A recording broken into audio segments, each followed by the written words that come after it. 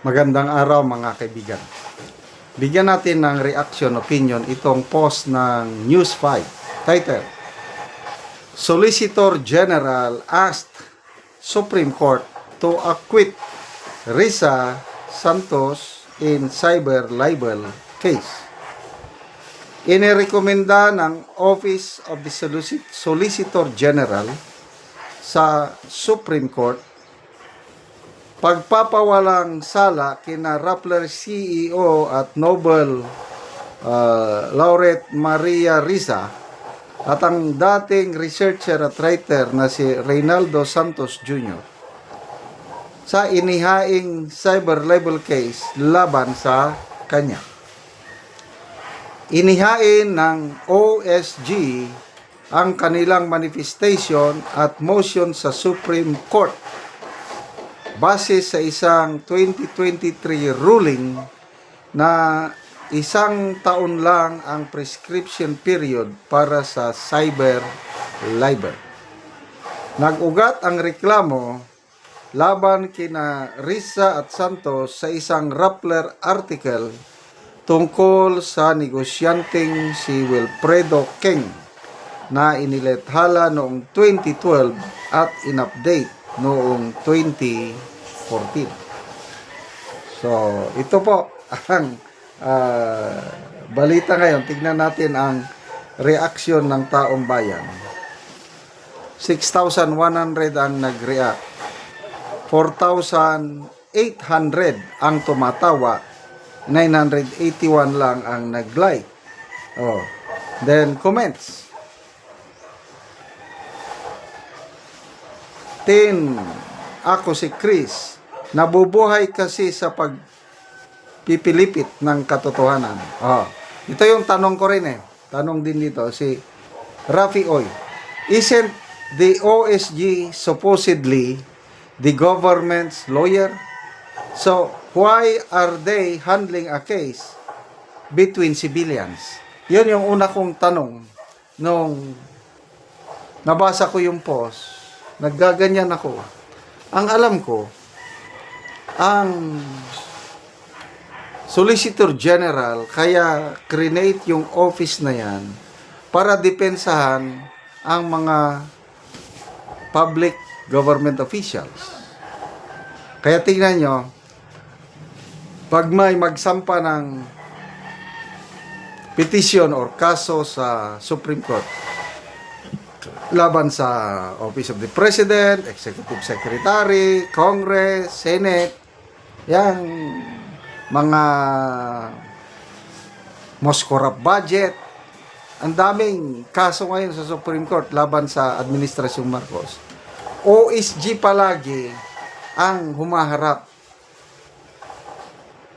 Kaya, hindi ko maintindihan bakit itong OSG ang humihiling sa Supreme Court na ibasura ang kaso. Hindi naman government official itong si Maria Risa. Ano siya? Rappler. CEO. Kaya lang, kita nyo nito ha, ang Rappler, ang nagpupundo niyan is US government, CIA. Alam naman natin, ang Marcos administration, sunod-sunuran sa US. Kung anong gusto ng US, sige po, sige po, sige. Oh, so naintindihan ko na. Noong panahon ng ating Tatay Digong, kasi si Tatay Digong, anti-US, nakikaibigan sa China at Russia. Itong Rappler na ito ang palaging bumabanat kay Tatay Digong. Grabing kritisismo. Ngayon, panahon ni Aquino, ang Rappler palaging nagpupuri naman, dumidepensa kay Noynoy Aquino. Kasi nga, ang foreign policy ng Noynoy Aquino is pro-US, anti-China. So, ganyan lang yan. So ngayon, dahil ang Marcos Jr. administration ay kakampi ng Amerika, kaya kung sino yung nagtratrabaho para sa mga Amerikano, tinutulungan ngayon. Bahala ng Supreme Court. narinig or nabasa ko rin yan na may 1 year prescription lang ang cyber libel. Kaya lang, very basic yan eh. Bakit hindi nakita yan ng regional trial court judge na unang nag-convict kay Risa? I believe there is something more in this case. Kasi kung yun lang ang dahilan, hindi nasunod yung 1 year na prescription ng imposibleng hindi alam ng judge sa Regional Trial Court. At saka, yung Court of Appeals na nag-upheld sa conviction, imposibleng hindi alam ng mga justices sa Court of Appeals. I don't know, kung baka wala na silang ibang maisip na Kasi nga dito, na-publish yung Article 2012, kailang in-update nila noong 2014. Kung ang basihan ng Solicitor General yung 2012, baka nagkamali sila doon. Dahil updated noong 2014 yung article. May nabasa akong post, Rob Francis ata, sa dami-dami ng cyber libel cases na naisampa, kakaunti pa lang ang may conviction. Mabibilang mo lang sa kamay. Isa lang sa mga few convictions ay itong si Maria Risa. So, tingnan natin.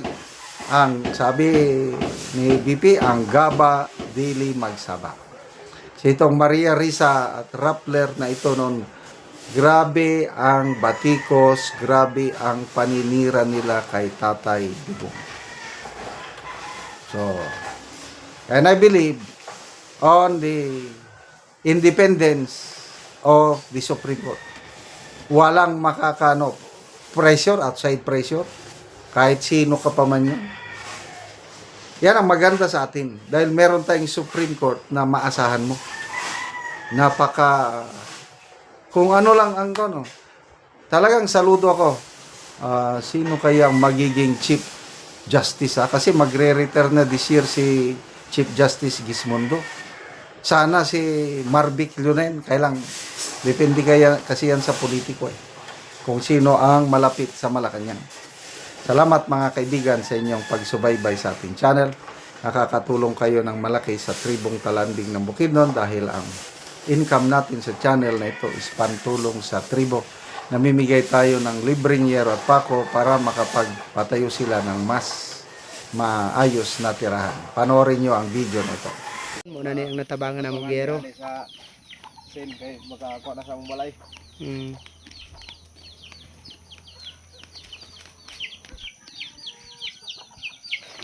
Kung karon mo na ni ang itsura sa atop sa balay sa natagaan na Mugyero.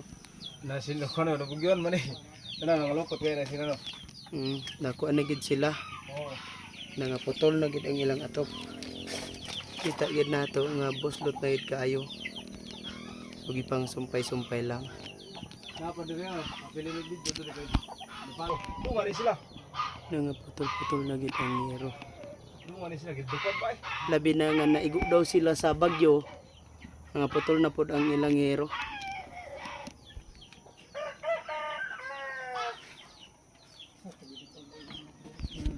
So karon pila ni katuig ang imong balay? Napulo na katuig. So dugay-dugay na gyud. So nagantos na gid mog ulan ani. Oo, tungod wa kay kakapalitan ni giro. Oo. So unsa ra day imong trabaho? Well, pagyuta ra. Kanang mag-uma lang. Oo, magumara. O kamay gid ang income. Mao gani. Say mapilyor pag yun. Maperil pag yun. Di ka bawi na ikaw ra gid pagkaon. Lagi. So pila ka buok ang imong anak? Isa pa man. Isa pa. Mm. So kuan gyud. Asa day imong asawa karon? Tuwa dito. Ay, so naglakaw siya. Oo. Lagi. Sa nga naman sa sulod na sa napulo na katuig, wala gid mo nakapalit og atop. Ikaw ra gid ipalit og pagkaon. Igo ra gid sa konsumo. Napay gid pa eskwela na na pa Di na estudyante. to matabang ng pagpait og sin kay wala na gid og kuan, wala na yung budget. Wala na yung budget. Salamat din sa kay sa Ginoo nga pagtabang na mog sin nga maka ilis daw na gidugato pa among balay. So, salamat kayo ba? Salamat kayo. Mm.